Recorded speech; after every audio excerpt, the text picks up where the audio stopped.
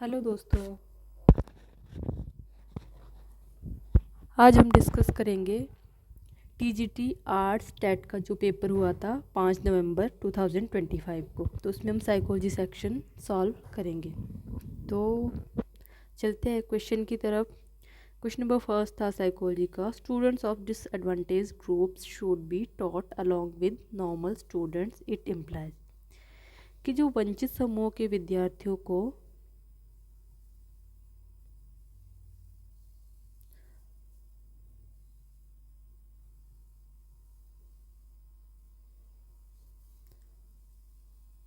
वंचित समूह के विद्यार्थियों को सामान्य विद्यार्थियों के साथ पढ़ाना चाहिए। इसका अभिप्राय क्या है?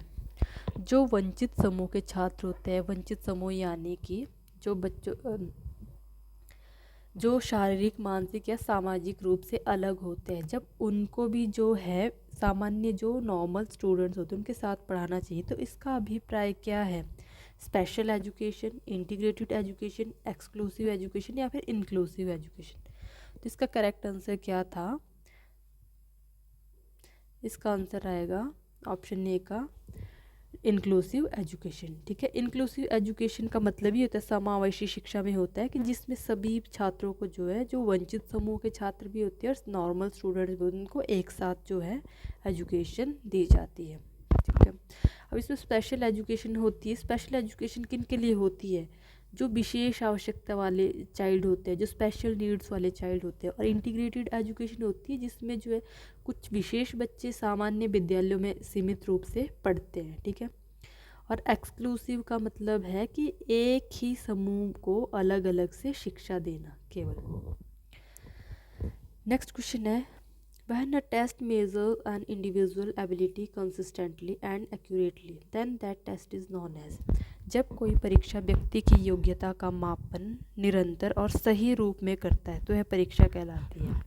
अब देखो, पिछली बार हमने क्वेश्चन सॉल्व किया था एक टीजीटी नॉन मेडिकल का। उसमें क्वेश्चन पूछा गया था कि जब कोई टेस्ट जो है वही माप मेज़र करता है जिसके लिए वो बनाया गया हो, तो टेस्ट कैसा होता है? ठीक, वो वैलिड होता है। बट इसमें बात की है, जब जो है कोई टेस्ट जो है, आप जो है निरंतर एक ही टेस्ट ले रहे हो और वो परीक्षण क्या बोलते हैं, किसी आप योग्यता का मापन करते हो निरंतर, तो सही रूप में करता है। ठीक है, यानी वो रिजल्ट क्या दे रहा है, परिणाम आपको जो है सेम दे रहा है। एक ही टेस्ट को आपने दोबारा से किया तो परिणाम फिर भी वही रहा, तो ऐसे टेस्ट को हम बोलते हैं कि टेस्ट कैसा है, रिलायबल।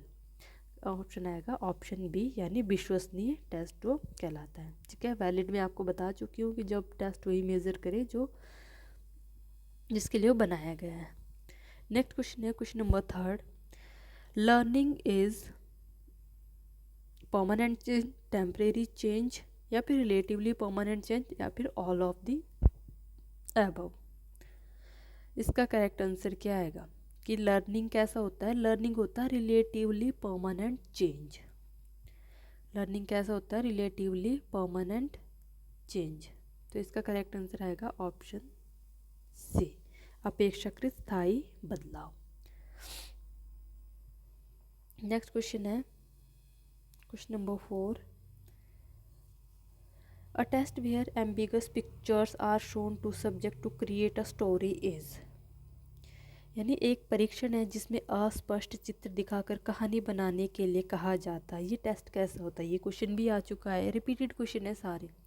तो ऐसे टेस्ट को हम क्या बोलते हैं? जो टेस्ट हमें जो है क्या शो करता है? अस्पष्ट, एम्बिगस पिक्चर शो करता है, और उसमें आपको जो है धुंधली धुंधली कोई पिक्चर दिखा देगा जो अस्पष्ट होती है, और उसमें बोल दिया जाता है कि इसके ऊपर जो एक स्टोरी बनाओ, कहानी बनाओ। तो उसको हम क्या बोलते हैं?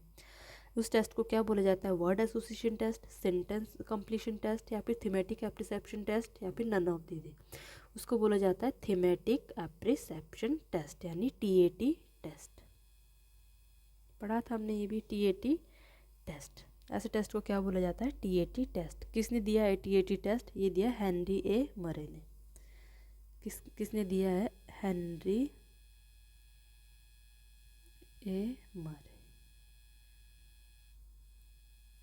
ने। ठीक है, उन्होंने जी टेस्ट दिया है। इसमें जो क्या किया जाता है, जो एक व्यक्ति होता है उसके व्यक्तित्व, उसकी पर्सनैलिटी, उसके इमोशंस, उसके मोटिव्स एंड कन्फ्लिक्ट्स को उसको समझा जाता है कि उसके कन्फ्लिक्शन क्या क्या है, मोटिव्स क्या है उसके, और उसकी जो है फीलिंग्स क्या है, भावनाएं क्या है, ऐसे चित्र उसको इसलिए दिए जाते हैं उसकी ये सब चेक करने के लिए। नेक्स्ट क्वेश्चन है question number 5, who gave the theory of multiple intelligence. Multiple intelligence की थियोरी जो है किसने दी है, ये भी रिपीटेड क्वेश्चन है। तो मल्टीपल इंटेलिजेंस की थियोरी किसने दी है, ये दी है हार्वर्ड गार्डनर ने। Option A is the correct answer. ठीक है, स्टर्नबर्ग ने कौन सी दी है, स्टर्नबर्ग ने कौन सी थियोरी दी है।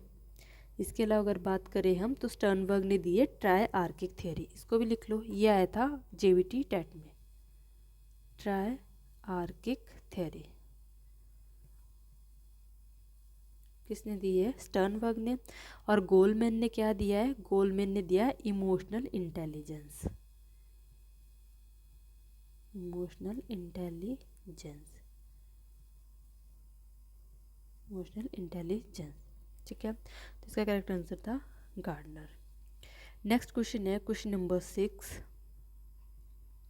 शिखा shows aggression most of the times in her classroom and often calls her classmates aggressive. Identify the defense mechanism. कि शिखा अपनी क्लास में क्या करती है, आक्रामकता प्रदर्शित करती है, ठीक है, एग्रेशन शो करती है और अक्सर अपने सहपाठियों को ही आक्रामक बताती है। वो हमेशा क्या करती है, एग्रेशन शो करती है क्लासरूम में और हमेशा क्या करती है, अपने जो उसके सहपाठी जो उसके क्लासमेट्स होते हैं उनको क्या बोलती है कि ये जो है ये उनको आक्रामक बताती है कि ये अग्रेसिव है। ठीक है, तो हमें इसमें रक्षात्मक मनोरचना को पहचान, इसमें हमें जो डिफेंस मैकेनिज्म को पहचानना है। तो डिफेंस मैकेनिज्म क्या होगा इसमें, प्रोजेक्शन, रिप्रेशन, रिएक्शन या फिर फॉर्मेशन। तो इसका करेक्ट आंसर होगा प्रोजेक्शन यानी प्रक्षेपण। अब डिफेंस मैकेनिज्म क्या होता है, डिफेंस मैकेनिज्म होता है जो मतलब हमारे मन का वो तरीका होता है जिससे क्या होता है, जैसे कोई एंजाइटी होती है या फिर कोई जो है अपराध बोध से बचने की कोशिश करता है, मान लो मतलब गलती मैंने की और उससे बचने की मैं कोशिश कर रही हूँ, उसको बोलते हैं डिफेंस मैकेनिज्म। ठीक है, अब प्रोजेक्शन का मतलब क्या है इसमें कि जब व्यक्ति जो एक व्यक्ति है, ठीक है, मैंने पर्सन उसका जो एट्रीब्यूट्स है उस their own undesirable thoughts, feelings और बिहेवियर्स को लेकर, ठीक है, उसको शो करना, यानी जो उसका अपना अवांछनीय विचार है वो किस पे करता है, वो दूसरों पे थोप देता है, तो इसी को बोलते हैं प्रोजेक्शन। तो इसका करेक्ट आंसर आना था प्रोजेक्शन। ठीक है, क्लियर है, जो भी हमारी अपनी जो है अनवांटेड फीलिंग्स होती है उसको हम क्या करते हैं, दूसरों पे थोप देते हैं, तो उसी को बोलते हैं प्रोजेक्शन। तो शिखा भी इसमें यही कर रही थी, वो खुद एग्रेशन जो बिहेवियर कर रही थी और बता किसको रही थी, अपने क्लासमेट्स को। तो अपना एग्रेशन जो बिहेवियर था वो उसने किस पे थोप दिया, अपने क्लासमेट पे, तो इसी को बोला जाता है प्रोजेक्शन। जब खुद की गई गलतियाँ दूसरों पर जो है क्या करते हैं, दूसरों को बता देते हैं। बाकी ऑप्शन में रिप्रेशन बता रहा है, रिप्रेशन का मतलब होता है दमन। जब भी जो हम विचारों को जो हमारे मतलब कैसे पेनफुल जो विचार होते हैं उनको हम क्या करते हैं, अपने जो है अनकॉन्शियस माइंड में जो उनको दबा देते हैं। ठीक है, और रिएक्शन फॉर्मेशन होता है, जो प्रतिक्रिया निर्माण होता है वो क्या होता है, जो हमारे अपने जो वास्तविक भाव होते हैं उसके विपरीत व्यवहार करना, कि जो हमारे जो है जो ट्रूली फीलिंग्स है हमारी उसके अपोजिट हम बिहेवियर करते हैं, उसको बोलते हैं रिएक्शन फॉर्मेशन। ठीक है, डेनियल होता है डिनाई करते हैं हम जब किसी चीज़ से अस्वीकार करना। नेक्स्ट क्वेश्चन है question number 7, children with learning disability. Children with learning disability, जो अधिगम निर्योग्यता वाले बच्चे होते हैं, कैन नॉट लर्न एनीथिंग, कुछ भी सीख नहीं सकते, struggle with some aspect of learning, अधिगम के कुछ पक्षों से संघर्ष करते हैं, are very active but have a low intelligence question, बहुत सक्रिय होते हैं लेकिन उनकी बुद्धि लब्धि कम होती है। ऑप्शन डी है are very wise and mature, बहुत बुद्धिमान और परिपक्व होते हैं। तो इसका करेक्ट आंसर क्या होगा, option B, struggle with some aspect of learning. ठीक है, जो भी चिल्ड्रन जो है लर्निंग विद डिसेबिलिटी होते हैं वो क्या कर रहे होते हैं, सीखने के कुछ पहलुओं में वो कठिनाई करते हैं। ऐसा नहीं है कि वो कुछ भी नहीं सीख सकते और ऐसा भी नहीं है कि वो बहुत ज़्यादा एक्टिव है और ऐसा नहीं है कि वो बहुत बुद्धिमान और परिपक्व। वो कैसे होते हैं, उस होते अधिगम के कुछ पक्षों से संघर्ष करते हैं, कुछ चीज़ें होती हैं जिसको सीखने में वो कैसे होते हैं, डिसेबल होते हैं। ठीक है, तो इसका करेक्ट आंसर आएगा ऑप्शन बी। यानी पढ़ने लिखने या गणित में कठिनाई हो सकती है उनको, क्या उनको रीडिंग में प्रॉब्लम हो सकती है, राइटिंग में हो सकती है, मैथमेटिकल में प्रॉब्लम हो सकती है। नेक्स्ट क्वेश्चन आएगा question number 8, which one of the following is not the characteristics of creativity. Not पूछा है कि इनमें से क्रिएटिविटी की कैरेक्टरिस्टिक्स कौन सी नहीं है। तो अगर आपको कैरेक्टरिस्टिक्स याद होगी तो आप इसमें इजीली जो है आंसर निकाल लोगे। अब देखो कैरेक्टरिस्टिक्स में पढ़ा था फ्लेक्सिबिलिटी भी होती है, ठीक है, लचीलापन होता है सृजनात्मकता में। क्रिएटिव वही होता है जिसमें फ्लेक्सिबिलिटी हो। ओरिजिनलिटी भी होती है, एलाबोरेशन भी होता है, विस्तार करना। तो इसका करेक्ट आंसर आएगा ऑप्शन डी। जो होता नहीं है, क्या नहीं होता है, कंसिस्टेंसी, ठीक है। तो इसका करेक्ट आंसर आएगा ऑप्शन डी। नेक्स्ट क्वेश्चन है question number 9, dash dash is not considered a sign of being gifted. इनमें से प्रतिभाशालिता का प्रतीक नहीं है। तो ऑप्शन ए दे दिया क्रिएटिव आइडियाज़। अब देखो जिनके क्रिएटिव आइडियाज़ होंगे वो कैसे होते हैं, बीइंग गिफ्टेड होते हैं, प्रतिभाशाली होते हैं। फाइटिंग विद अदर्स, जो दूसरों के साथ लड़ते हैं झगड़ते हैं, क्या वो गिफ्टेड हो सकते हैं। नोवेल्टी इन एक्सप्रेशन, जिनकी जो है नोवेल्टी का मतलब है कि नवीनता, ठीक है, यानी उनके विचार कैसे होंगे, नए और मौलिक हो सकते हैं। ऑप्शन डी है क्यूरियोसिटी का मतलब होता है जिज्ञासु हो सकते हैं ऐसे बच्चे। तो इसमें पूछा कि नॉट कंसीडर, नहीं पूछा है। तो गिफ्टेड में देखो क्रिएटिव आइडियाज़ होते हैं, नोवेलिटी होती है, क्यूरियोसिटी होती है, तो क्या इसमें नहीं होगा फाइटिंग विद अदर्स। तो इसका करेक्ट आंसर आएगा ऑप्शन बी। नेक्स्ट क्वेश्चन है अकॉर्डिंग टू डैश ईड, ठीक है, ईड को पढ़ते हैं, आईडी जो दिया गया ईड पढ़ते हैं इसको। Ego and super ego are the 3 components of personality. अब ये 3 पर्सनैलिटी है, id, ego and super ego. अब ये कंपोनेंट्स है पर्सनैलिटी के, तो किसके है ये, बंडूरा, जंग, एडलर या फिर फ्राइड। सबको पता है किसके, ऑप्शन डी फ्राइड ने ये दिया है। क्या, id, ego and super ego, ये है फ्राइड का, सिगमंड फ्राइड का, ठीक है। Option D is the correct answer. Next question number 11, which one of the following is related to learning. इनमें से कौन सा जो है देखो लर्निंग से बहुत सारे क्वेश्चन हर बार एग्जाम में पूछे जाते हैं। तो इसमें आपने बताना है कि which of the following is related to learning. Learning से रिलेटेड क्या है इसमें। तो इसमें option A story telling, option B change in behaviour, option C lecturing, option D all of the above. तो देखो स्टोरी टेलिंग भी किस में आएगा, आपका लर्निंग में आता है, ठीक है।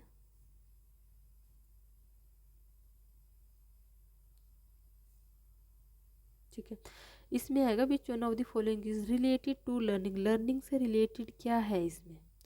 तो इसमें देखो स्टोरी टेलिंग में क्या आएगा आपका, कहानी कहना लर्निंग से रिलेटेड होता है। व्यवहार में परिवर्तन, व्याख्यान, भाषण देना या फिर ऑल ऑफ दी अबव। तो करेक्ट आंसर आ जाएगा चेंज इन बिहेवियर। लर्निंग की डेफिनेशन पढ़ते हैं ना हम कि change in behaviour is a learning. तो व्यवहार में परिवर्तन ये क्या है, change in learning, related to learning. Option B is the correct answer. Next है क्वेश्चन नंबर 12,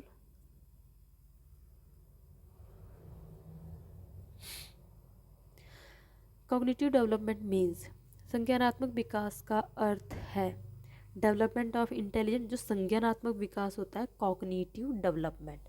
अब कॉग्निटिव डेवलपमेंट से समझते हो आप, यानी हमारे संज्ञान का विकास, बुद्धि का विकास, बालक का विकास, शारीरिक कौशलों का विकास या फिर व्यक्ति का विकास। तो क्या आएगा, 12th का जो आंसर आएगा वो आएगा डेवलपमेंट ऑफ इंटेलिजेंस, यानी option A is the correct answer. Development of intelligence, बुद्धि का विकास, क्योंकि जो कॉग्निटिव डेवलपमेंट होता है इसका नाम ही दूसरा क्या है, डेवलपमेंट ऑफ इंटेलिजेंस, ठीक है, याद रखना ये। कई बार कॉग्निटिव डेवलपमेंट ना दे के क्या दे देंगे, development of intelligence. Next question है which of the following is the true statement corresponding to cephalocaudal principle of child development. अब देखो सेफेलोकॉर्डल का मतलब पता होना चाहिए। जो सेफेलोकॉर्डल होता है वो कहाँ से कहाँ चलता है। जब भी विकास की हम बात करते हैं, जब हम जो है सिद्धांत पढ़ते हैं जिसमें डायरेक्शन का जो सिद्धांत होता है, तो किस डायरेक्शन में जो है विकास होता है, तो इसका आंसर आएगा option A, development is from head to foot. जब भी जो सेफेलोकॉर्डल है, इसका मतलब ही ये होता है कि विकास जो होता है वो सिर से शुरू होकर पैर की तरफ जो शुरू होना होता है। सबसे पहले बच्चा जो अपने सिर को जो कंट्रोल करना सीखता है। ठीक है, क्या option A is the correct answer. ठीक है, इसमें जो development is from foot to head, foot to head नहीं पढ़ते, हम पढ़ते हेड टू फुट, ये आएगा cephalocaudal. Development is from middle to periphery. जब भी मिडल टू पेरीफेरी होगा, इसको हम क्या बोलते हैं, इसको बोलते हैं प्रोक्सिमो डिस्टल प्रिंसिपल। ये भी हमने पढ़ा था। जब मिडल से लेकर पेरीफेरी, इसको बोलते हैं प्रोक्सिमो प्रोक्सिमो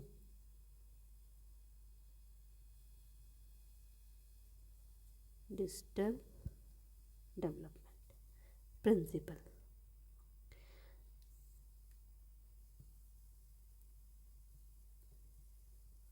ठीक है, तो इसमें जो है प्रोक्सिमो डिस्टल में जो है विकास जब भी होता है वो कहाँ से होता है, जो हमारे मध्य भाग होते हैं वहाँ से जो है बाहर की तरफ जो है होता है। नेक्स्ट क्वेश्चन है, who has centre place in education according to child psychology. कि चाइल्ड साइकोलॉजी के माल मनोवैज्ञानिक के अनुसार शिक्षा में केंद्रीय स्थान किसका है। तो शिक्षा में केंद्रीय स्थान हम मानते हैं चाइल्ड का, यानी बाल केंद्रित शिक्षा जो है एजुकेशन में दी जाती है। तो option A is the correct answer, जिसमें जो है बालक को, एक चाइल्ड को क्या माना जाता है, शिक्षा का केंद्र बिंदु माना जाता है। नेक्स्ट क्वेश्चन है, family plays dash role in socialisation of the child. कि जो बालक का समाजीकरण होता है तो उसमें परिवार की भूमिका क्या रहती है, not so important and exciting, a primary a secondary. तो जो परिवार का जो रोल रहता है वो कैसा होता है प्राइमरी रोल जो है प्ले करता है। सेकेंडरी रोल किसका रहता है, स्कूल्स का। ठीक है, तो प्राइमरी जो रोल आएगा परिवार का समाजीकरण में प्रथम रोल आता है फैमिली का। नेक्स्ट क्वेश्चन है question number 16, according to dash development of the child is the product of heredity and environment. अब ये बोला है कि किसके अनुसार जो है बालक का विकास आनुवंशिकता एवं वातावरण का गुणनफल है। ठीक है, यानी product of heredity and environment. बालक का विकास जो है वो प्रोडक्ट है हेरिडिटी का भी और एनवायरनमेंट का भी। हेरिडिटी यानी वंशानुक्रम और पर्यावरण का क्या है वो गुणनफल। ये किसने डेफिनेशन दी थी, वुडवर्थ, गैरेट, हॉलैंड या फिर थॉर्नडाइक ने। किसने डेफिनेशन दी थी, ये दी थी गैरेट ने। डायरेक्ट डेफिनेशन पूछी गई है, गैरेट की डेफिनेशन है ये। नेक्स्ट क्वेश्चन है question number 17, the emotional aspect of behaviour falls in. कि जो व्यवहार का संवेगात्मक पहलू है, इमोशनल एस्पेक्ट ऑफ बिहेवियर, वो कैसा है, cognitive domain of learning, affective domain of learning, या फिर साइकोलॉजिकल डोमेन ऑफ लर्निंग, या फिर कॉग्निटिव डोमेन ऑफ लर्निंग। अब देखो 3 डोमेन्स हमने पढ़ी थी लर्निंग की, कौन सी, कॉग्निटिव डोमेन और cognitive affective domain and psychomotor domain. तो इसका करेक्ट आंसर क्या होगा, जो बिहेवियर किससे रिलेटेड होती है, संवेगात्मक पहलू से रिलेटेड होती है। इमोशनल जिसमें जुड़े होते हैं, इमोशनल फीलिंग्स जिसमें जुड़ी होती है, वो किस में होती है, अफेक्टिव डोमेन ऑफ लर्निंग।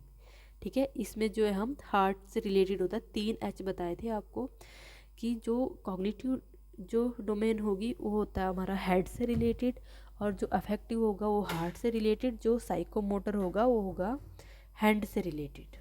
ठीक है, 3 H याद रखने हैं, 3 H यानी head, heart and hand. Heart जिसमें फीलिंग्स जुड़ी होगी, इमोशनल जुड़े होंगे, ये आएगी आपकी अफेक्टिव डोमेन, अफेक्टिव डोमेन। और हैंड से रिलेटेड आएगी कौन सी, साइको मोटर डोमेन। इसको जो है कॉग्निटिव डोमेन भी कहा जाता है। और हेड से रिलेटेड आएगी कॉग्निटिव डोमेन। नेक्स्ट क्वेश्चन है, in a process of learning transfer of learning can be. कि जो अधिगम की प्रक्रिया है उसमें अधिगम स्थानांतरण हो सकता है। पॉजिटिव स्थानांतरण होता है, नेगेटिव होता है, जीरो होता है। हमने 3 टाइप पढ़े थे, अधिगम स्थानांतरण के 3 टाइप पढ़े थे, पॉजिटिव भी, नेगेटिव भी एंड जीरो भी। पॉजिटिव कब होता है? जब पहले सीखा गया ज्ञान जो है आपके नए सीखने में क्या करता है, हेल्प करता है, वो पॉजिटिव होता है। और नेगेटिव होता है जो पहले आपने सीखा है वो नए सीखने में जो क्या कर रहा है, ऑब्स्ट्रक्ट कर रहा है, उसको बाधा बन रहा है, तो होता है नेगेटिव। और जीरो ट्रांसफर ऑफ लर्निंग होता है जब पहले सीखा हुआ जो नॉलेज है वो नए सीखने में कोई इफेक्ट ही नहीं डाल रहा है, वो होता है जीरो ट्रांसफर ऑफ लर्निंग। तो इसका करेक्ट आंसर आएगा ऑप्शन डी। ये सारे ही क्या है, अधिगम प्रक्रिया में अधिगम स्थानांतरण हो सकते हैं। नेक्स्ट क्वेश्चन है, motivation begins with needs exist in all us, the need that students would tend to fulfill first pertains to। कि प्रेरणा की शुरुआत ज़रूरतों के साथ होती है, ठीक है। जो मोटिवेशन है वो किससे स्टार्ट होता है? ज़रूरतों से, जो हमारी बेसिक नीड्स होती है, हम सभी में मौजूद है, ठीक है। वह आवश्यकता जो छात्रों द्वारा सबसे पहले पूरी की जाएगी किससे संबंधित होती है? जो सबसे प्राइमरी नीड्स होती है हमारी, जो हमारी बेसिक नीड्स होती है, कौन सी होती है? Physiological need. Option B is the correct answer. जो हमने मैस्लो का जो हायरार्की नीड्स पढ़ा था उसमें सबसे पहले पढ़ते हैं जो हमारी बेसिक नीड्स होती है, फिजियोलॉजिकल नीड्स, ठीक है। जैसे खाना, पानी, ये सारा क्या हमारा फिजियोलॉजिकल नीड्स, शेल्टर, ठीक है। नेक्स्ट क्वेश्चन है, इसमें आपको पता होना चाहिए esteem needs, social needs, self actualisation, ये सारा, क्योंकि सेल्फ एक्चुअलाइजेशन नीड्स कहाँ आएगी आपकी? सबसे पहले ये फर्स्ट नंबर पे होती है। सेकंड पे कौन सी होती है? सेकंड पे चलती है आपकी, सेकंड में यानी जो आपकी सुरक्षा से रिलेटेड होती है, इसमें नहीं दिया हुआ सुरक्षा। थर्ड में आती है फिर हमारी सोशल नीड्स, थर्ड में जो है सोशल यानी लव एंड बिलोंगिंगनेस, ये 3 पे आता है। और फोर्थ में आती है हमारी एस्टीम नीड्स, फोर्थ पे। और फिफ्थ पे आती है सेल्फ एक्चुअलाइजेशन, 2 नहीं दिया, उसमें आती है आपकी कौन सी, कि सुरक्षा की जो आवश्यकताएं होती है आपकी सुरक्षा से रिलेटेड। नेक्स्ट क्वेश्चन है, मैस्लो मोटिवेशनल थियोरी इज। जो मैस्लो की मोटिवेशनल थियोरी है उसको किस नाम से जाना जाता है? ये भी बताया था, थ्योरी ऑफ नीड। उसका नाम क्या है? Theory of need. Option A is the correct answer. Next question है, a student's chronological age is 10 year and mental age is 12 year, then his intelligent quotient will be. कि देखो एक students की, देखो इंटेलिजेंट क्वोशिएंट का formula क्या बताया था आपको? Mental as upon chronological S multiply by 100। और इसमें मेंटल एज कितनी है? मेंटल एज यदि इसमें 12 ईयर और chronological age 10 year multiply by 100, तो उसका IQ कितना होगा? IQ हो जाएगा 120। तो correct answer is the option सी।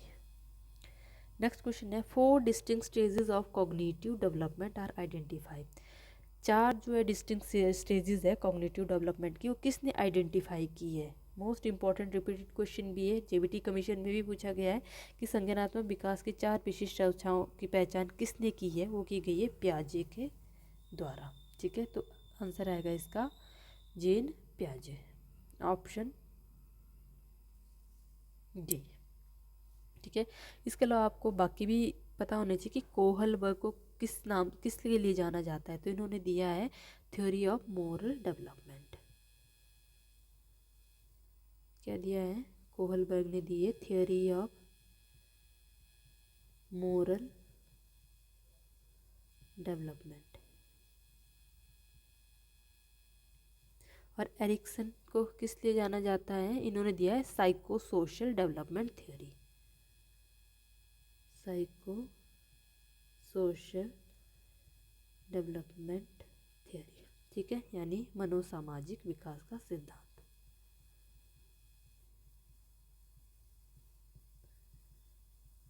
विकास का सिद्धांत।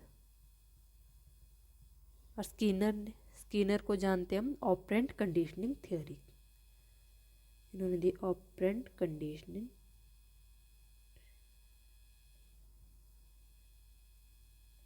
ठीक है, क्रिया प्रसूत अनुबंधन का सिद्धांत। और कोहलबर्ग ने दी है नैतिक विकास का सिद्धांत। तो करेक्ट आंसर क्या था इसमें? जीन पियाजे। नेक्स्ट क्वेश्चन है, in how many levels Kohlberg divided his theory of moral development. कि कोहलबर्ग ने जो है जो थ्योरी ऑफ डेवलपमेंट है उसको जो है कितने स्तरों में बांटा है, तो उसने इसको जो है इसके 3 स्तर बताए हैं, ठीक है, 3 स्तर बताए, तो इसका करेक्ट ऑप्शन है सी। 3 स्तर कौन कौन से हैं? फर्स्ट कौन सा है? प्री कन्वेंशनल यानी पूर्व परंपरागत। सेकंड है इसमें कन्वेंशनल यानी परंपरागत। थर्ड है इसमें पोस्ट कन्वेंशनल यानी उत्तर परंपरागत।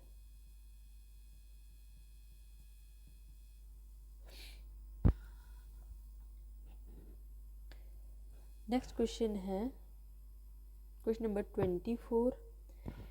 What is not included in child centred education? बाल केंद्रित शिक्षा में शामिल नहीं है। इसमें से क्या शामिल नहीं है? जो शिक्षा दी जाती है बच्चे को जो है सेंटर यानी केंद्र बिंदु मान के जो शिक्षा उनको प्रोवाइड की जाती है, तो उसमें इंक्लूड क्या नहीं है? Assigning homework, motivating child to ask questions, giving priority to child's experience, appreciate the creativity of the child. अब इन सब चीज़ में शामिल क्या नहीं किया गया? देखो, प्रश्न पूछने के लिए बालक को प्रोत्साहित करना, ये तो होगा, ठीक है, क्योंकि जब आप बालक को ही केंद्र मान के शिक्षा दे रहे हो, तो अगर बच्चा जो है क्वेश्चन पूछ रहा है तो उसको क्या करना है? प्रोत्साहित करना है, एनकरेज करना है। बालक के अनुभव को प्राथमिकता देना, जो बालक के एक्सपीरियंस है, उसकी जो एक्सपीरियंस, उसके जो क्या बोलते हैं अनुभव है, उसको क्या करना है? आपने प्राथमिकता देनी है। देन है बालक की सृजनात्मकता की सराहना करना, कि उसकी जो क्रिएटिविटी है उसको क्या करना? अप्रिशिएट करना। तो ये तो सारे दिए हैं, तो इसमें शामिल क्या नहीं कि गृह कार्य देना, बच्चों को जो है होमवर्क नहीं देना है, क्योंकि क्या करना है? बर्डन फ्री एजुकेशन उनको देनी है। नेक्स्ट क्वेश्चन है the lab schools advocated bye John Dewey were example of. जो जॉन डेवी द्वारा समर्थित प्रयोगशाला विद्यालय लैब स्कूल था, वो किसका उदाहरण था? पब्लिक स्कूल का, कॉमन स्कूल, फैक्ट्री स्कूल्स। जो जॉन डेवी को हम किसके लिए जानते हैं? प्रोग्रेसिव स्कूल यानी प्रगतिशील विद्यालय के लिए। तो इसका डायरेक्ट आंसर लगा सकते हो आप, option D is the correct answer, ठीक है। पब्लिक स्कूल किसके लिए होते हैं? सार्वजनिक विद्यालय होते हैं, ठीक है। और कॉमन स्कूल होते हैं सभी वर्गों के लिए जो सेम स्कूल होते हैं। फैक्ट्री स्कूल होते हैं जो पारंपरिक और traditional rote learning school type होते हैं। तो प्रोग्रेसिव कौन से होते हैं? प्रोग्रेसिव होते हैं जो क्या बोलते हैं लर्निंग बाय डूइंग जिसमें होती है। डेवी ने हमेशा बात की है लर्निंग बाय डूइंग एजुकेशन की, कि स्वयं करके सिखाना बच्चों को। तो इसमें ये आता है प्रोग्रेसिव स्कूल में। नेक्स्ट क्वेश्चन है intelligence related to monitor the feelings and emotions of self is refer to. स्वयं की भावनाओं और संवेगों का पर्यवेक्षण करने की बुद्धि कहलाती है।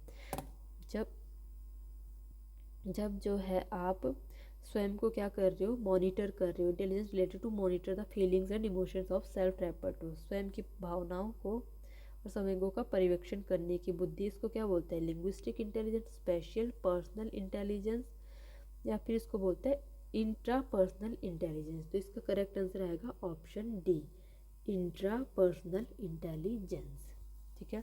अब इंट्रा पर्सनल और इंटरपर्सनल आपको बताया था। इंट्रा पर्सनल का मतलब होता है जब आप अपनी खुद की जो है आपकी ओन फीलिंग्स होती है, इमोशंस होते हैं, मोटिवेशंस होते हैं, तो उनको आप क्या कर रहे हो? समझ रहे हो। अपनी भावनाओं, इच्छाओं और प्रेरणाओं को समझने की जब क्षमता होती है उसको बोलते हैं इंट्रा पर्सनल। और इंटरपर्सनल होता है आपका जब आप दूसरों की जो है, इसका मतलब होता है लोगों को समझने की क्षमता, लोगों को समझने की क्षमता, ठीक है। और स्पेशल इंटेलिजेंस ही होती है स्थान और आकृतियों को समझने की क्षमता। और लिंग्विस्टिक होता है भाषा को समझना। और इसका मतलब है स्पेशल को होता है स्थान और आकृतियों को समझना, आकृतियों को समझना, ठीक है। और इंट्रापर्सनल होता है जब अपनी इच्छाओं, भावनाओं भावनाओं और प्रेरणाओं को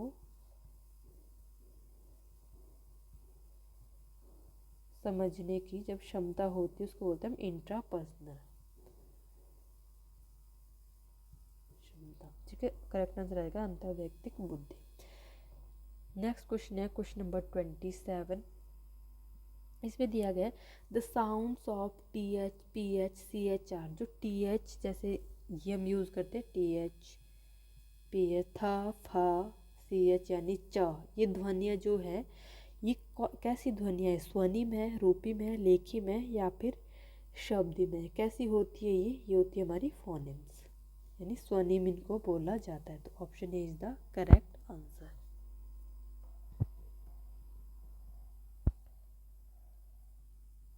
फोनेम्स भाषा की सबसे छोटी ध्वनि होती है, कौन सी है, था फा च र। नेक्स्ट क्वेश्चन है thinking is mental activity in the dash aspect. पहलू में डैश पहलू में चिंतन एक मानसिक प्रक्रिया है।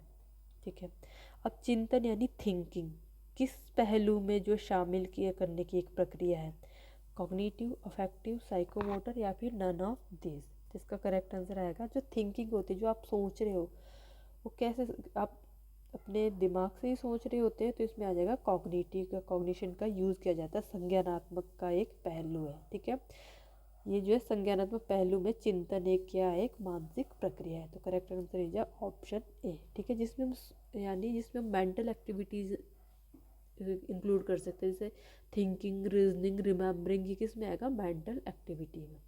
अफेक्टिव में तो क्या आता है, यानी फीलिंग से रिलेटेड, एटीट्यूड से रिलेटेड, और साइकोमोटर में आता है जो फिजिकली जो मूवमेंट होते हैं हमारे मोटर स्किल से रिलेटेड। इसका करेक्ट आंसर आ जाएगा ऑप्शन ए। नेक्स्ट क्वेश्चन है a teacher remarks in a coeducation class to boys be boys and don't behave like girls this remark. यानी एक सेश कक्षा में, एक मिक्स्ड क्लास है बॉयज़ एंड गर्ल्स की, लड़कों कक्षा में लड़कों से शिक्षक यह कहता है कि लड़के बनो और लड़कियों के जैसा व्यवहार मत करो। अब देखो वो क्या बोल रहा है क्लास में, एक टीचर क्या बोल रहा है लड़कों को कि लड़कों के जैसे बिहेव करो, लड़कियों के जैसे बिहेव मत करो, लड़के बनो, है ना। तो क्या कर रहा है, रिफ्लेक्ट कास्ट डिस्क्रिमिनेशन, जाति भेदभाव कर रहा है, या फिर लड़के लड़कियों के साथ व्यवहार का एक अच्छा उदाहरण है, या फिर लड़के लड़कियों में भेदभाव की रूढ़ धारणा प्रकट कर रहा है, या फिर लड़के पर लड़कों की जीव वैज्ञानिक महत्ता हो जाए। तो ये जब भी जो है लड़के लड़कियों की बात की जाती है तो इसका मतलब वो क्या कर रहा है, यानी वो जेंडर जो वो डिस्क्रिमिनेशन आ रहा है, इसमें क्या आ रहा है, reflect stereotypical behaviours of discrimination between boys and girls. उसकी जो है रूढ़िवादी सोच किसको प्रकट कर रही है, लड़के और लड़कियों में भेदभाव को। तो option C is the correct answer. Next question है, लास्ट क्वेश्चन था इसमें, area of individual differences is, व्यक्तिगत भिन्नताओं के क्षेत्र है, इंटेलिजेंस, एप्टीट्यूड, पर्सनैलिटी या फिर ऑल ऑफ द अबव। जब इंडिविजुअल डिफरेंसेस देखो, व्यक्तिगत भिन्नताएं जो है वो देखो इंटेलिजेंसी पे बेस्ड भी होती है, सोचने, तर्क करने और समस्याएं हल करने की मानसिक क्षमता सबकी कैसी होती है, अलग अलग होती है, इंडिविजुअल डिफरेंसेस पाए जाते हैं। एप्टीट्यूड यानी किसी का भी जो एबिलिटी होती है, पोटेंशियल होता है लर्न करने का, जो स्किल होती है वो भी कैसा होता है, एप्टीट्यूड अलग हो सकता है। पर्सनैलिटी यानी सबकी जो है अपनी पर्सनैलिटी जो है, किसी की फीलिंग, थॉट्स, यूनिक पैटर्न सब कैसा होता है, अलग हो सकता है। तो इसका करेक्ट आंसर आता है option D, all of the above, intelligence, aptitude and personality. तो क्वेश्चन 30 क्वेश्चन थे ये, तो इजी क्वेश्चन थे, रिपीटेड काफ़ी क्वेश्चन इसमें थे, जो है काफ़ी क्वेश्चन रिपीटेड पूछे गए थे। तो आज के लिए इतना ही, थैंक यू।